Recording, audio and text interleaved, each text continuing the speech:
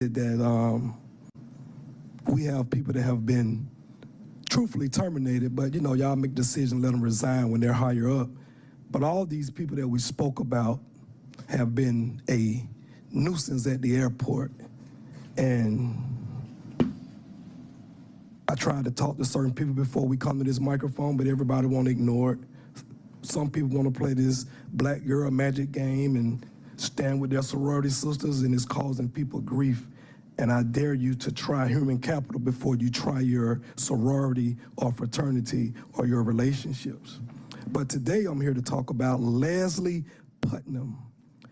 Leslie Putnam have bullied this senior disabled airport employee named Valerie Espirit. She's a front desk attendee. Ms. Valerie Espirit has not returned to work since the incident has happened 1 month ago. Due to the bullying by Leslie Putnam, Valerie suffered a severe panic attack and a paramedic had to be called to the airport. Valerie is a double amputee, and Leslie have been taunting her with fake write-ups and bullying tactics for years. This young lady, Mr. Faroki, Mr. Warren, and the rest of the board, she used the bathroom on herself, number 2 and number 1. She's a double amputee. Ms. Leslie Putnam told her she needed to check with her to use the bathroom. Mr. Michael Smith is here. He's aware of that, and April Border's aware of that. I recently spoke over the last year or so in high regards to Mr. Michael Smith. I hate that we have people like this man that are in a tight position, who's a man that's supposed to be of standard, can't speak out against his colleagues because of the atrocious thing they're doing, and it's a code that you don't supposed to speak out against them. And it puts you in a bad situation, but we've got rid of some bad apples. Ja Farrell, Bill Dora, Tracy Harrison was just fired yesterday, should have been fired 2 years ago. She just got fired yesterday. I've been saying this 2 years ago, and you still got airport employees out there, Mr. Warren, have not passed federal background check.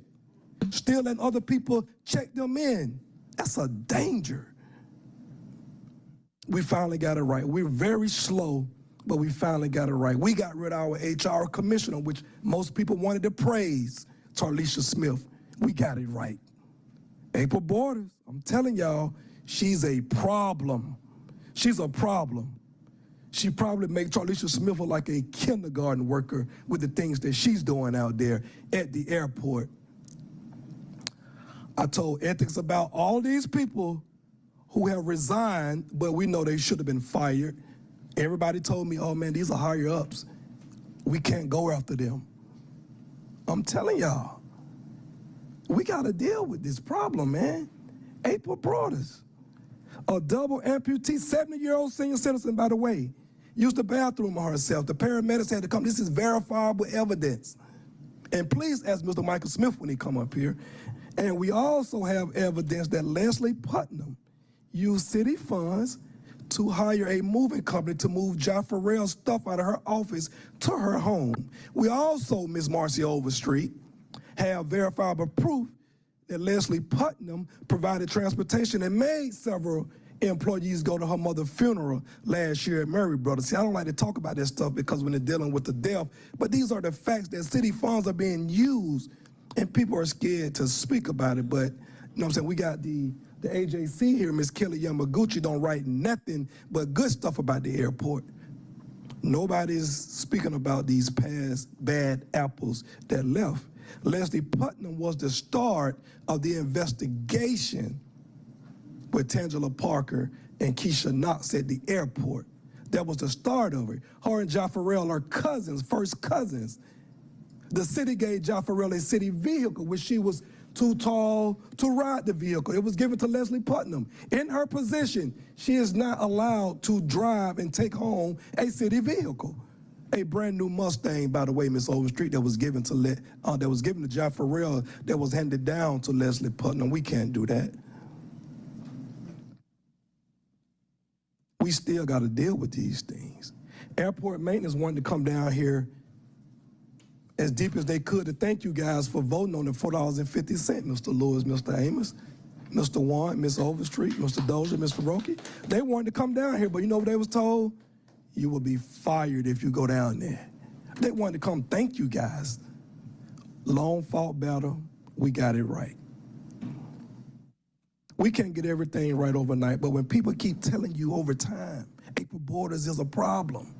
You can't get rid of the head snake, which was Tarlisha Smith, and leave April Borders alive. How? John Farrell was gone, I think, in March. She received her last paycheck in June. Who want to get into that? That fake FMLA they filed, she was still getting paid until June. Still getting paid.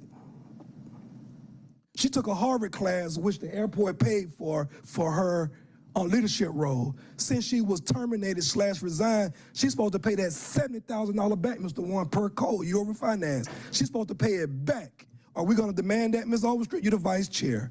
I know she's your soror sister and maybe a friend. She got to pay that money back. That $68,000 has to be paid back to the city of Atlanta. Are we going to speak on that? It has to be paid back. Kelly Yamaguchi, you're at the airport, can you write that?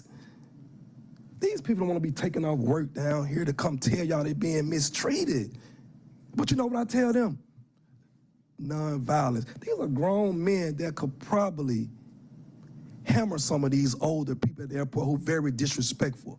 But I tell them, Ms. Overstreet, why you looking like that? I stand for nonviolent. So these people do not get out of their bed to pay for parking to come down here to tell you they're being mistreated and disrespected by people that if they wanted to take in their own hands, it would be a different outcome. So when I get involved, I say, hey man, we're not gonna do that.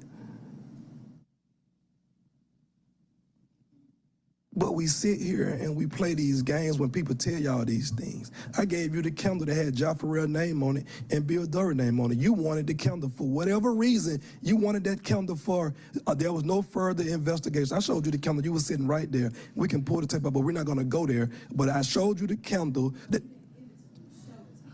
I said for whatever reason you wanted to keep the candle. I did not say that you kept the candle. You wanted to keep the candle, but however, you seen it, there was no further investigation to it that lets you know that the girls that they claim stole candles, it lets you know that your general manager and your deputy general manager name was on the candle because they wanted their own candle. So that's all I'm saying. These are self-common sense evidence that we're overlooking.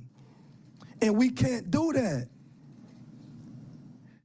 You guys did not do your research when you signed Tarlisha's salary. If you just type her name in Google, it pop up.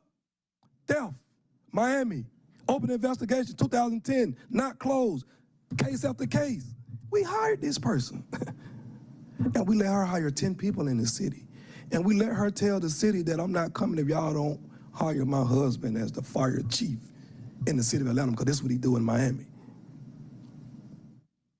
But I understand, you know what I'm saying? She gets some people jobs. She gets some people on council kids jobs during the summer. I understand that a lot of people got jobs under her. I understand that, but it's not right. Start putting people over positions and money and titles because the power always in the people. It's gonna always override silence and betrayal, Ms. Overstreet. The power always in the people. You better believe that, always. Thanks, sir. The last speaker we have is Mr. John McNeil.